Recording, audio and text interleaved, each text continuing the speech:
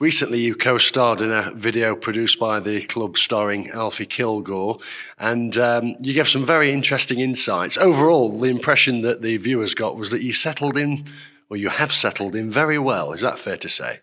Yeah, bang on, really. But I've got to give credit to my teammates, to the staff, everyone in and around the club, you guys as well. Everyone's made me feel so welcome, and for me, the fans have seemed to have taken to me quite quickly. But I think that's just a non-negotiable, that you just work hard.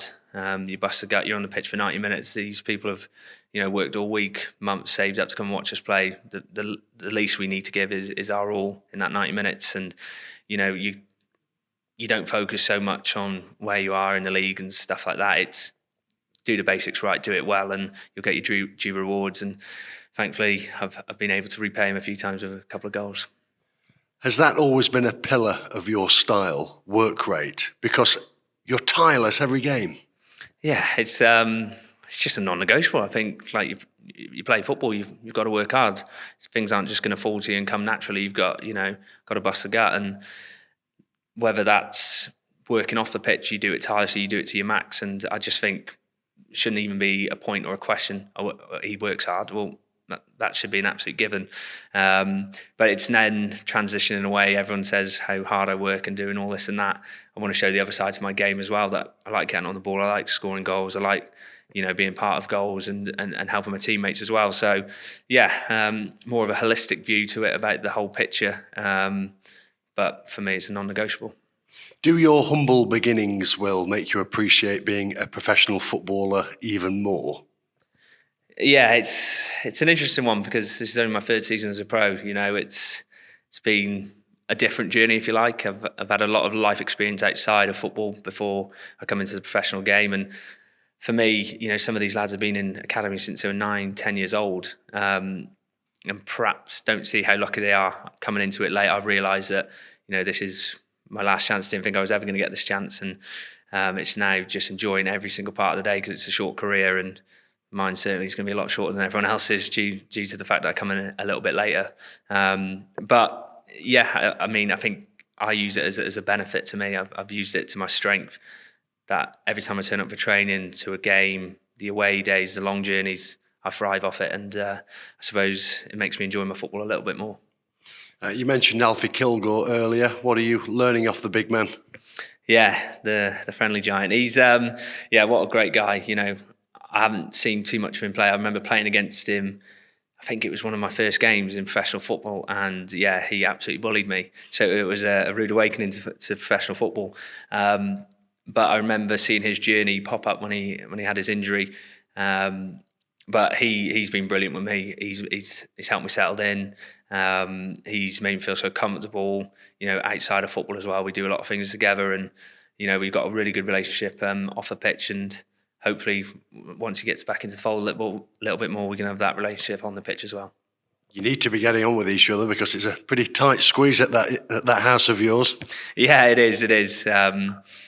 I've unfortunately had to move out recently, just because I'm moving into my own place. So yeah, it was a bit of a sad goodbye, but I see him every day, and we still talk daily when we're not in training. So he, like I said, he helped me settle in. He gave me that platform really to come in here and be comfortable, and having that familiar face in and around the building. Just because I'm living with him outside of football, it was really helped me settle in. On the field, what do you put Stag's mightily impressive start down to? Yeah, good question. It's every time I played against Mansfield, it was always a tough game. I hated coming up here, because I knew it was a tough place to come. Well organised, well drilled. Some the individual, the quality from everyone is it shone through. And being a part of that, I've seen it more in detail. We've got a really good tight-knit group, lads fighting for competition, healthy competition. The intensity set by the manager and the staff is brilliant, because you see it out on training every day, and everybody wants to win. And yes, the basics have to happen, and that will give you a good platform. And I think that's built the foundations for what we're on. But we've got some really good players in this squad. There's not one that you say doesn't quite fit in. So it's that balance, that mix, a combination of individual brilliance to create a team bond, a team brilliance, if you like, and thankfully so far we've had a good start, but a start is all it is at the moment. And we've got to speak about your last goal. That was a tremendous hit with your wrong boot at Wigan Athletic. Yeah. Big pitch Wigan. So I think for the first 20 odd minutes we were chasing shadows a little bit. I don't know.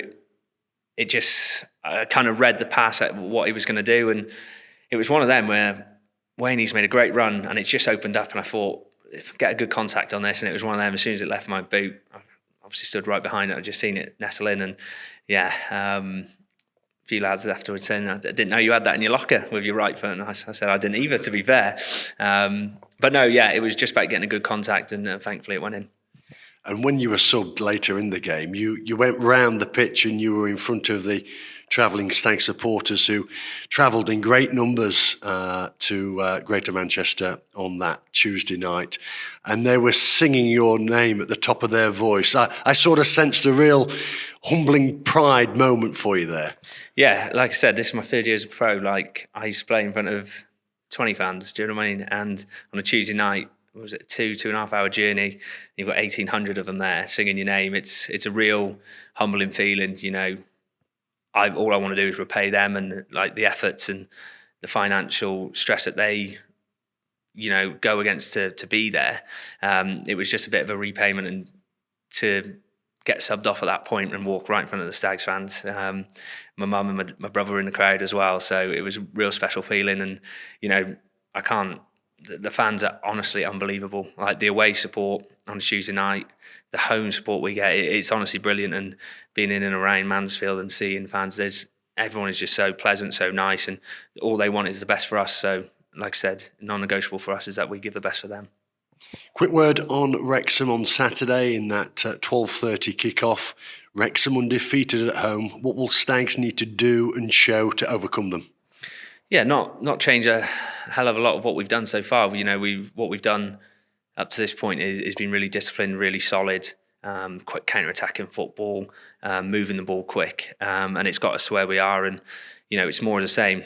Wrexham are no pushovers. We know that. Obviously, playing against them last year as well, albeit with Newport rather than Mansfield. And I know the quality they possess, and they've made a brilliant start, as I think most people expected them to do so.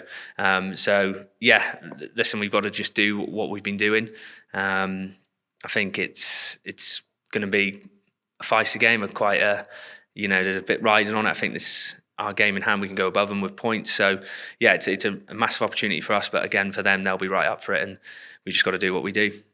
Thanks, Will. Best of luck on Saturday. Thank you.